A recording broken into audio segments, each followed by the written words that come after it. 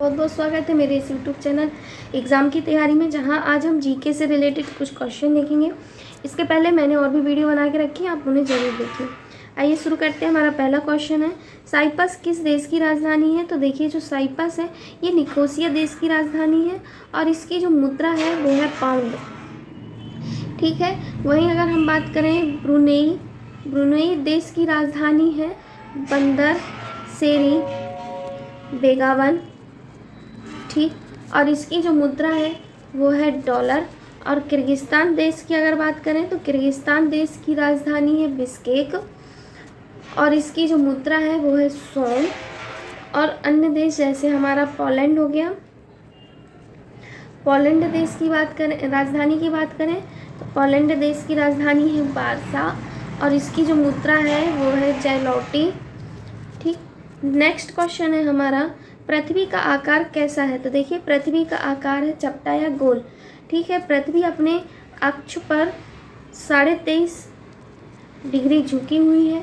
वहीं ये जो पृथ्वी है सौरमंडल का 5वां सबसे बड़ा ग्रह है। ठीक है। सौरमंडल का 5वां सबसे बड़ा ग्रह है और इसकी जो बनावट है और आकार ये शुक्र ग्रह के समान दिखती है, शुक्र ग्रह के समान है, जिसके कारण शुक्र ग्रह को हम पृथ्वी की जुड़वा बहन भी कहते हैं। ठीक है। पृथ्वी पर जल पाया जाता है जिस कारण से नीला दिखाई देता है और हम इसे नीला ग्रह भी कहते हैं। ठीक है। और पृथ्वी का एकमात्र उपग्रह है चंद्रमा है और पृथ्वी एकमात्र सौरमंडल का जीवित ग्रह है। ठीक है। आइए नेक्स्ट क्वेश्चन की तरफ चलते हैं। नेक्स्ट क्वेश्चन है हमारा, अरुणा आसफ अली को कहाँ भारतीय राष्ट्रीय कांग्रेस ध्वज फहराने के लिए याद किया जाता है? तो देखिए, अरुणा आसफ अली को भारत छोड़ो आंदोलन के दौरान इन्होंने राष्ट्रीय कांग्रेस ध्वज फहराया था, इस कारण से इन्हें याद किया जाता है। भारत छोड़ो आंदोलन की जो शुरुआत है वो हुई थी 9 अगस्त 1942 ईस्वी को और यहाँ पर गांधी जी ने एक नारा दिया था, करो या मरो का। ठीक है। आइए नेक्स्ट क्वेश्चन की तरफ चलते हैं। नेक्स्ट क्वेश्चन है हमारा, मृणालिनी साराभाई का हाल ही में निधन हो गया था, वे कौन थी? तो देखिए, मृणालिनी साराभाई का जो निधन हुआ था ये शास्त्रीय नृत्यांगना थी और ये भरतनाट्यम या कथकली नृत्य से संबंधित थी। ठीक है। और ये शास्त्रीय लोक नृत्य से संबंधित थी और इनका निधन हुआ था, जो कि शास्त्रीय नृत्यांगना थी। आइए नेक्स्ट क्वेश्चन की तरफ चलते हैं। नेक्स्ट क्वेश्चन है हमारा, वास्को डी गामा भारत कब आया था? तो देखिए, वास्को डी गामा 1498 ईस्वी को भारत आया था और ये कालीकट बंदरगाह पर पहुंचा था और इसने ये पुर्तगाली था। ठीक है। पुर्तगाली था और इसने कालीकट बंदरगाह पर पहुंचकर भारत व यूरोप के बीच में नए समुद्री मार्ग की खोज की थी। ठीक है। नए समुद्री मार्ग की खोज की थी और इसने अपना कोचीन में पुर्तगालियों ने एक कोठी खोली थी। ठीक है। और वो कोठी कैसी थी? व्यापारिक कोठी। आइए नेक्स्ट क्वेश्चन की तरफ चलते हैं। नेक्स्ट क्वेश्चन है हमारा, मंगल ग्रह के कितने चंद्रमा हैं? तो देखिए, मंगल ग्रह के अगर चंद्रमा की बात करें तो मंगल ग्रह के 2 चंद्रमा हैं, फोबोस और डीमोस। ठीक है। मंगल ग्रह को सूर्य की परिक्रमा करने में कम से कम 687 दिन लगते हैं सूर्य की परिक्रमा करने में। वहीं इसे हम मंगल ग्रह की बात करें, मंगल ग्रह को हम लाल ग्रह भी कहते हैं। ठीक है। और ये लाल ग्रह जो है तो ये आयरन ऑक्साइड के कारण होता है। आयरन ऑक्साइड के कारण इस ग्रह का रंग लाल है, इस कारण से इसे लाल ग्रह कहते हैं। और यहाँ पर सबसे सौर मंडल का याद रखिएगा, सौर मंडल का सबसे बड़ा अगर क्वेश्चन आता है कि सौरमंडल का सबसे बड़ा ज्वालामुखी कहाँ पर है, तो वो है मंगल ग्रह पर, और उस ज्वालामुखी का नाम है ओलिपस मेसी। याद रखिएगा, सौरमंडल का सबसे बड़ा ज्वालामुखी है ओलिपस मेसी, जो कि मंगल ग्रह पर है। ठीक है, सबसे ज़्यादा उपग्रह हैं, अगर सबसे ज़्यादा उपग्रह की बात की जाती है तो वो है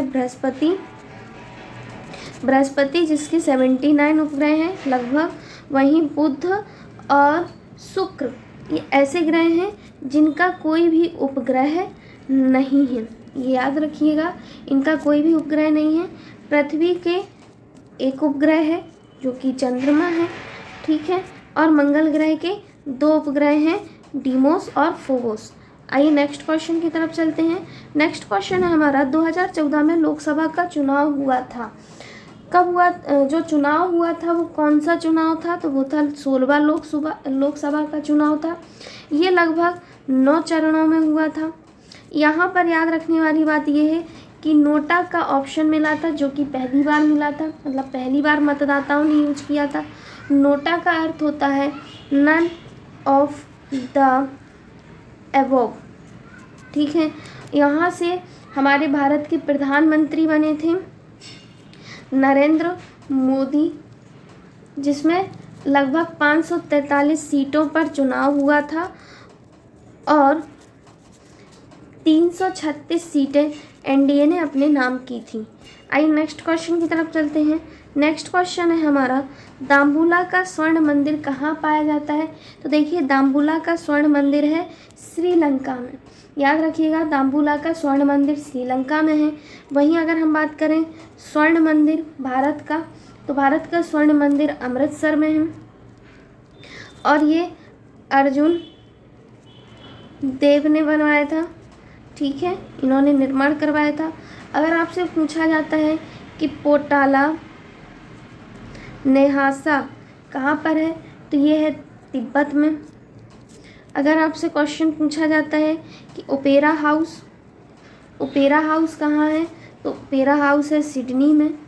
ठीक है, अगर क्वेश्चन आता है कि श्वेत ड्रैगन पैगोडा रंगून ये कहाँ पर है, तो ये है आपका म्यांमार में।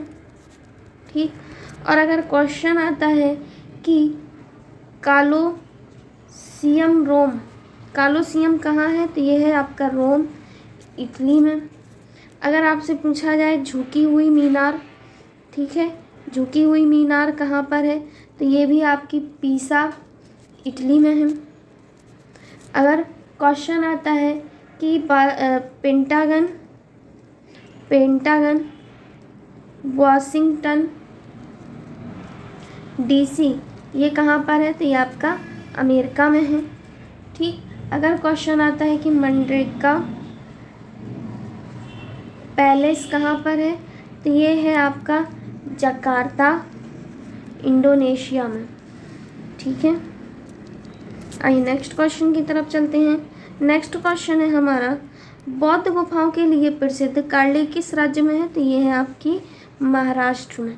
नेक्स्ट क्वेश्चन है हमारा, भारत की आज़ादी की लड़ाई के दौरान करो या मरो का नारा किसने दिया था? तो ये आप लोग अच्छे से जानते होंगे, ये दिया था महात्मा गांधी ने। जब 1942 में हमारा भारत छोड़ो आंदोलन चल रहा था, तब उस समय गांधी जी ने करो या मरो का नारा दिया था। ठीक है, अगर हम बात करें सुभाष चंद्र बोस की, तो सुभाष चंद्र बोस ने क्या नारा दिया था? तुम मुझे खून दो, मैं तुम्हें आज़ादी दूंगा। ठीक है, तुम मुझे खून दो, मैं तुम्हें आज़ादी दूंगा, ये नारा हमारे सुभाष चंद्र बोस ने दिया था। ठीक है, और अगर हम बात करें हमारे महात्मा गांधी की, तो महात्मा गांधी ने एक और नारा दिया था, भारत छोड़ो। ठीक है, पूर्ण स्वराज का नारा किसने दिया था?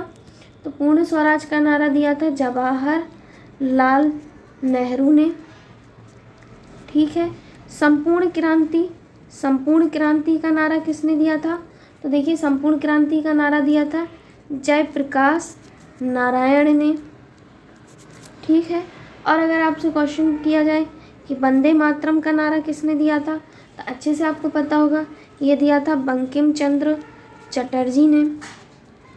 ठीक, वहीं अगर आपसे क्वेश्चन करता है कि सारे जहाँ से अच्छा हिंदुस्तान हमारा, जिसके ऊपर सारे जहाँ से अच्छा हिंदुस्तान हमारा, ठीक है, जिसे हम छोटे से सुनते आ रहे हैं, इसका नारा किसने दिया था? ये नारा दिया था इकबाल ने। आई होप आपको वीडियो पसंद आई होगी। अगर पसंद आती है तो लाइक शेयर और सब्सक्राइब करना ना भूलें। Thank you.